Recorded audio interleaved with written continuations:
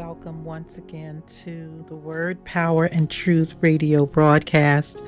I am Pat Middleton, and I'm thankful for you being here, joining me in the Word. Last week we left off in the middle of Acts chapter 23. I'm going to do a brief recap as usual, and then we're going to continue our journey. We are nearing the end of our journey through the books, the Acts of the Apostle, the Acts of the Holy Spirit, the book of Acts. Now, the recap. We're now going to take a look at Acts chapter 21 through 28. Today we will pick up with Acts in the middle of Acts chapter 23, but I want to go back and recap chapter 21, 22, and 23 where we left off before moving forward.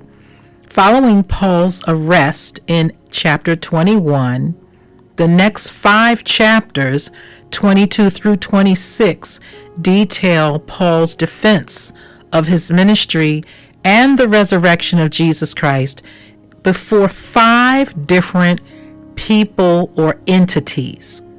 Now in chapter 22, we talked about Paul's address before the Jewish mob. He returns to Jerusalem, set on bringing supplies to the poor and to report back to the council his third and final missionary journey, what happened. And he was going to the temple as usual, answering questions, and he was falsely accused. And so he addressed the Jewish mob in chapter 22. But he was arrested, and he was trying to just calm the mob down. But then he was brought before the Sanhedrin court in chapter 23. Now, chapter 22, he addresses the crowd in Hebrew, and that kind of gave them pause. All right. He's giving his testimony about, he went all the way back to his Jewish pedigree, the way he persecuted Christians, his conversion on the road to Damascus.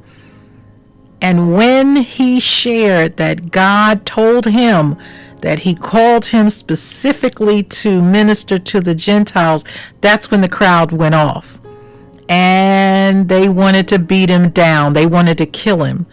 But there was a centurion general there, a commander, who kind of came to Paul's rescue. So the end of chapter 22, this is after being arrested. The guy gave him a chance to address the crowd. The crowd became belligerent. The guy grabbed some soldiers together and took Paul away. Once Paul said, listen, I'm a Roman citizen. I should not be treated like this. I'm entitled to a fair trial. You can't just throw me in jail and beat me up. I am a Roman citizen. I'm entitled to certain rights. So chapter 23, he was brought before the Sanhedrin. And this is where the plot took place, where his nephew found out that there was a group of men that were saying, we're not going to eat or drink until we kill Paul. Now, Paul defended himself in this instance before the Sanhedrin court in 23, Acts chapter 23, verses 1 through 10, before the high priest Ananias. And his speech there created kind of a dissension between the Sadducees and the Pharisees, because Paul, once again, he says, listen, not only am I a Roman citizen, I was also a Pharisee at one time. And I know that you guys believe in the resurrection of the dead. And this is all I was doing, was spreading the good news that Jesus Christ rose from the dead. And the crowd didn't like it. The part of the Sadducees didn't like it. But Paul, when he found out through a vision God gave him that he would get to Rome, Paul understood, whatever these things are that I'm going through with these different entities, God's will is for me to testify in Rome.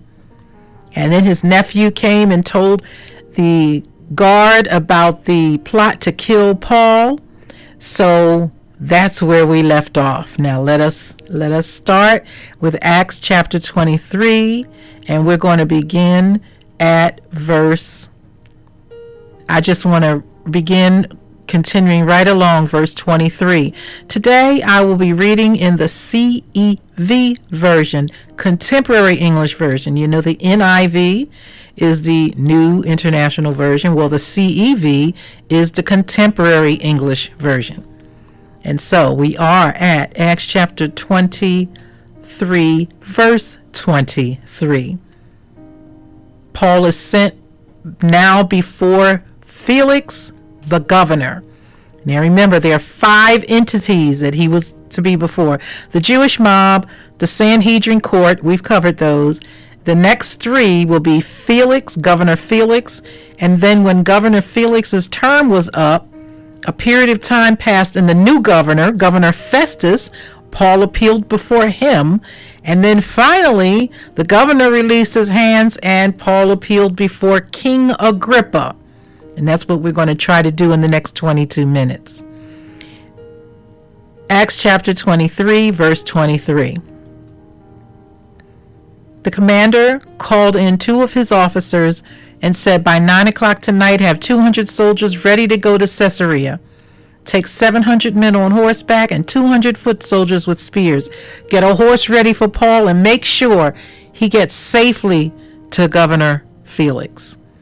He sent a letter along with the group transporting Paul. Greetings from Claudius Lysias to the Honorable Governor Felix.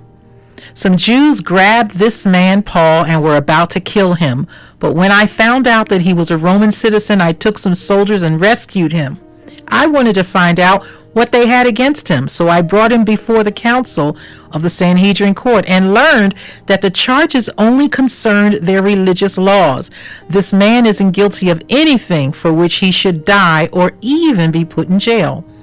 As soon as I learned that there was a plot against him, I grabbed him up and am sending him to you, and I told their leaders to bring charges against him in your court.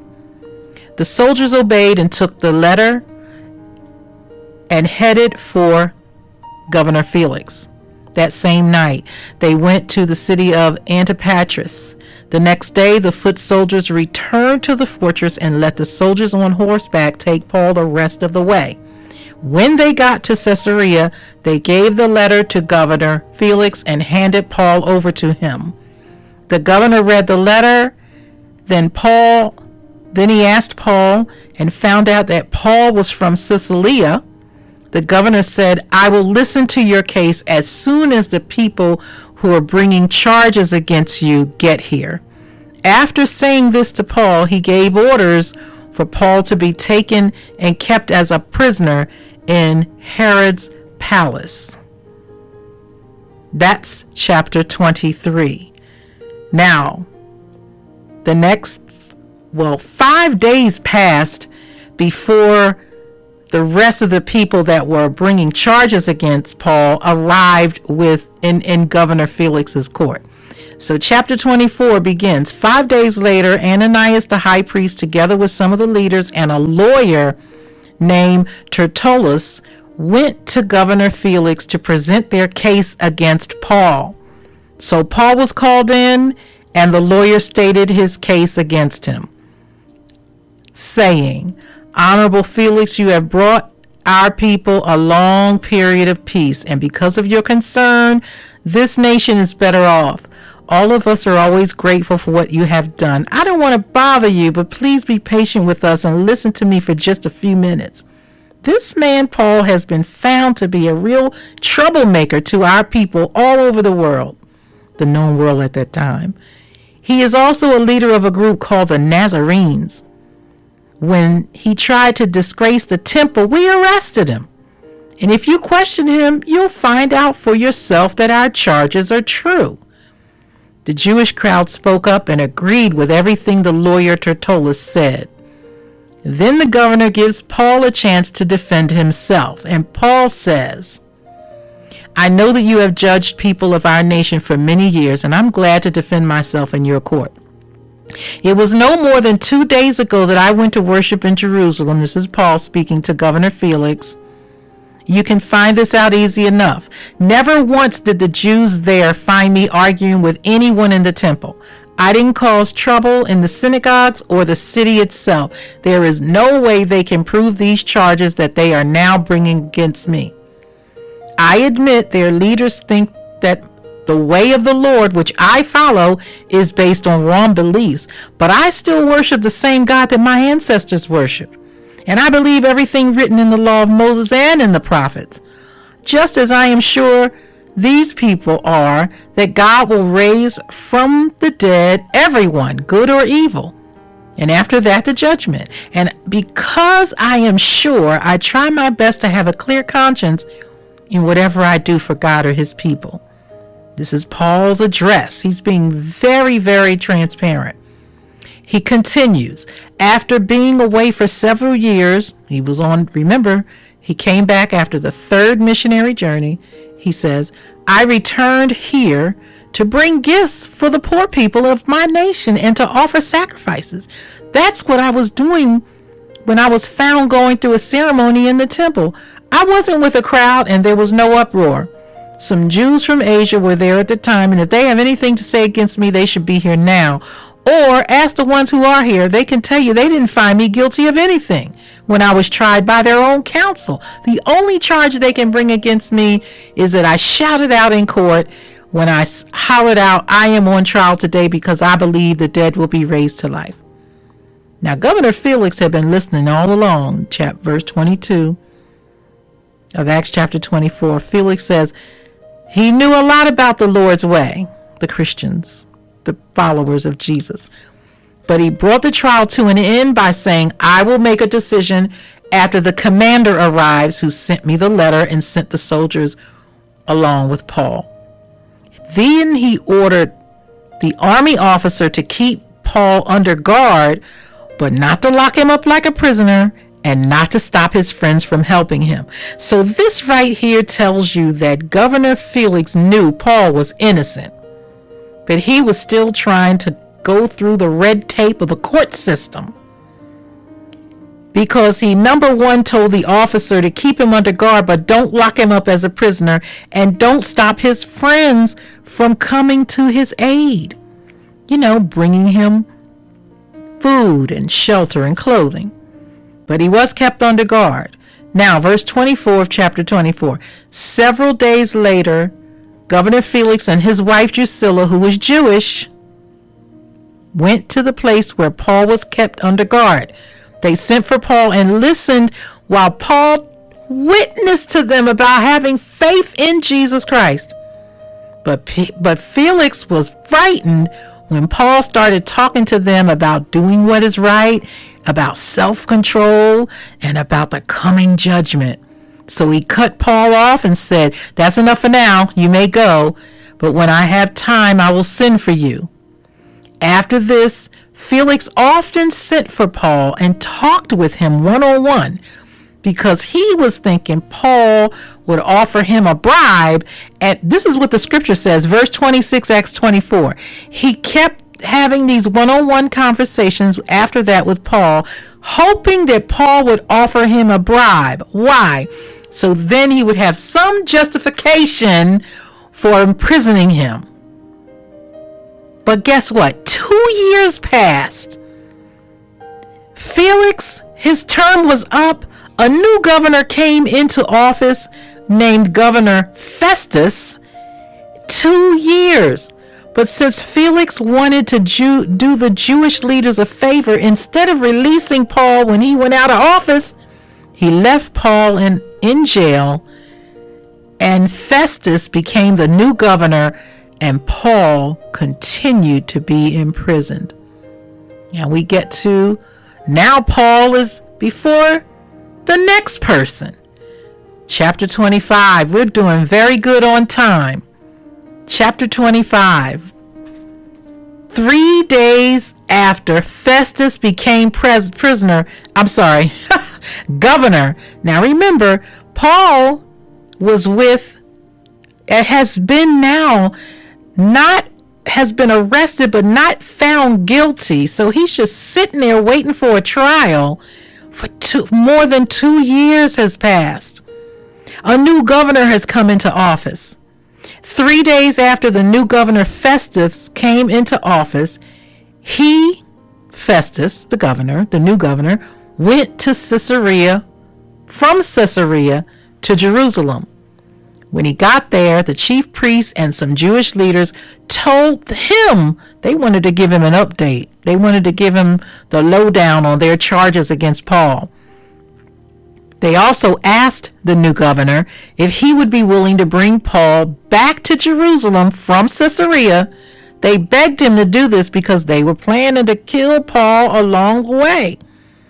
But the new governor Festus told them Paul will be kept in Caesarea, and soon I'm going there myself. If he has done anything wrong, let your leaders come with me and bring charges against him there. In other words, we doing this by the book. I know I just came into office, but y'all ain't going to try to flim-flam me on getting over on somebody innocent. Felix didn't let you do it, and I'm not going to let you do it either. So verse 6 at chapter 25, Festus stayed in Jerusalem for 8 or 10 days longer, and then he went back to Caesarea. The next day he took his place as judge and governor and had Paul brought into court. As soon as Paul came in, the leaders from Jerusalem crowded around him and hollered he was guilty of so many different crimes, but they couldn't prove a thing. That was verse 7, chapter 25. They couldn't prove a thing. Then Paul spoke in his own defense. I have not broken any law of my people, and I have not done anything against either the temple or the emperor. Governor Festus wanted to please the leaders of Jerusalem, so he asked Paul, are you willing to go to Jerusalem and be charged by these men? And Paul replied, I'm on trial in the emperor's court, and that's where I should be tried. You know very well I have not done any harm to anyone in the Jewish nation. If I had done something deserving of death, I would not ask to escape the death penalty, but I'm not guilty of any of these crimes, and no one has the right to hand me over to these people. I now ask to be tried by the emperor himself, or the king. After this, Festus talked it over with a member of his council, and he told Paul, since you have asked to be tried by the emperor, to the emperor you will go. And in some translations of Acts chapter 25, verse 12, the word emperor is translated in many different ways. So since I'm reading the CEV, it says emperor, but in the Amplified and the King James and many others, it's you have asked to appeal to Caesar, so to Caesar you will go. Paul wanted to put his case before Caesar. These little courts were not giving him the justice that he was due, and he knew the courts. He knew the system. He knew his rights. Verse 13, chapter 25. After a few days, King Agrippa and Bernice came to Caesarea to visit Governor Festus. They had been there several days when Festus told the king about Paul. He says, Governor Felix left this man here in jail, and when I went to Jerusalem, the chief priests and Jewish leaders came and asked me to find him guilty. I told them it isn't the Roman custom to just hand a man over to people who are bringing charges against him. He must have a chance to meet them face to face, meet his accusers face to face, and defend himself against their charges. So when they got here, I wasted no time. The very next day, I took my place on the judge's bench and ordered him to be brought in. But when the men stood up to make their charges against him, they didn't accuse him of any crimes that I thought they would. Instead, they argued with him about some of their beliefs and something about a dead man named Jesus who Paul said was raised from the dead. And since I don't know how to find out the truth about this, I asked Paul if he would be willing to go back to Jerusalem and be put on trial there. But he said He deserves to be kept here until he could appeal to Caesar to try his case. So I ordered him to be kept here until I could send him to Caesar. Now, King Agrippa is listening to this, and he says to Festus, I want to hear from the man himself. Festus said, okay, I'll assemble court tomorrow and you can hear him. I'll arrange a meeting and you can hear him. So the next day, verse 23, Acts chapter 25, the next day, King Agrippa and Bernice made a big show as they came into the meeting room. High-ranking officers and leading citizens of the whole town were there, and the new governor Festus ordered Paul to be brought back in again. And King Agrippa and the other guests looked at Paul, and every Jew from Jerusalem and Caesarea had come together. Oh, my eyes are jumping. The story's getting good. Let me start again. The next day, King Agrippa and Bernice made a big show as they came into court with a bunch of high-ranking officers and leading citizens of the town that were there. Festus, the new governor, orders Paul to be brought back in, and he says to the king who was present, King Agrippa, look at this man. Every Jew from Jerusalem and Caesarea has come to me demanding me to put him to death, but I have not found him guilty of any crime. Sound familiar? I haven't found him guilty of any crime deserving death. But because he has asked to be judged by Caesar, I've decided to send him to Rome. I have to write some facts up about this man in order to send him on to Caesar. So I'm bringing him before all of you, but especially before you, King. After we talk this over, I'll have something to write. It makes no sense now for me to send him with the charges that are against him right now. So then King Agrippa looks at Paul and says, you may now speak. Chapter 26. We're closing. Paul stretches out his hand and says, King Agrippa, I'm so glad for this chance to defend myself before you today on all of these charges my own people have brought against me. You know a lot about our religious customs and the beliefs that divide us, so I'm asking you to please listen patiently to me. All of the Jews have known me since I was a child. They know what kind of life I've lived in my country and in Jerusalem.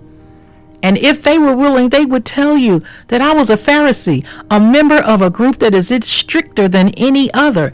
Now I'm on trial because I believe the promise God made to our people long ago. Day and night, our 12 tribes have earnestly served God, waiting for his promised blessing.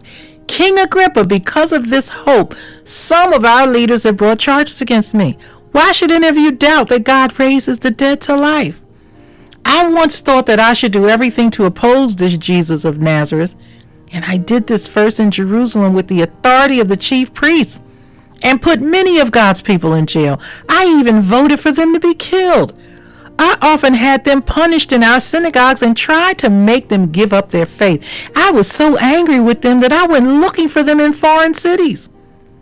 Paul is giving his testimony.